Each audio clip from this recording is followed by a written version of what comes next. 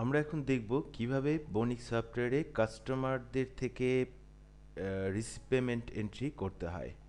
আমরা কাস্টমার মেনুতে যাই, কাস্টমার মেনু থেকে সাব মেনু রিসিভ পেমেন্ট দেখতে পাচ্ছি, receive payments from customer entry. এখানে আরপি নং, এটা ডকুমেন্ট নাম্বার 1360, অর্থাৎ এর আগে 1359টা এন্ট্রি হয়েছে, এখন আমরা 1360তম এন্ট্রি করতে যাচ্ছি। এইখানে আমরা গ্রুপ সিলেক্ট করব মিরপুর। এইখানে হাজি অ্যান্ড সন্স, টাকাটা কোন জায়গায় রিসিভ করছি, ক্যাশ ইন হ্যান্ড।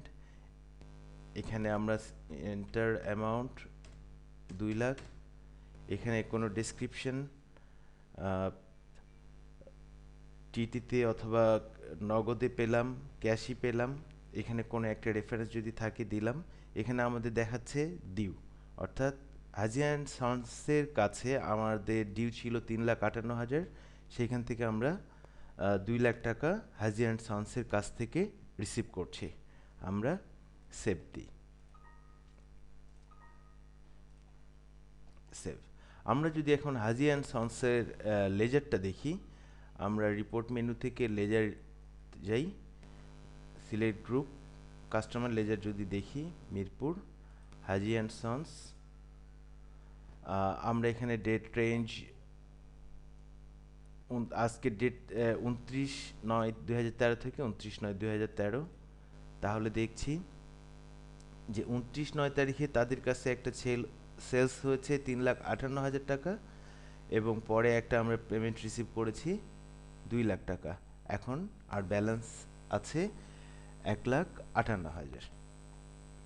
ঠিক একইভাবে এই টাকাটা আমাদের ক্যাশে যোগ হয়ে যাওয়ার কথা। আমরা এখন ক্যাশের লেজার দেখব, ক্যাশ ইন হ্যান্ড। যদি দেখি, আমরা যদি 25 তারিখ থেকে দেখি, 25/9/2013 থেকে 29/9/2013, তাহলে আমরা দেখছি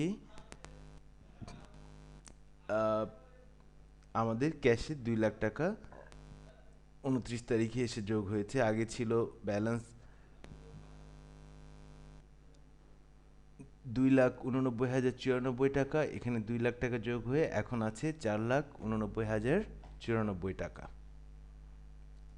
আমরা যদি কাস্টমার ব্যালেন্স সামারিতে যাই, তাহলে দেখব Mirpur group balance summary Haji and sons, আগে 3,58,000 ছিল, 2 লাখ টাকা তারা ক্যাশ পেমেন্ট আমাদেরকে করেছে, এখন ব্যালেন্স আছে 1,58,000 টাকা।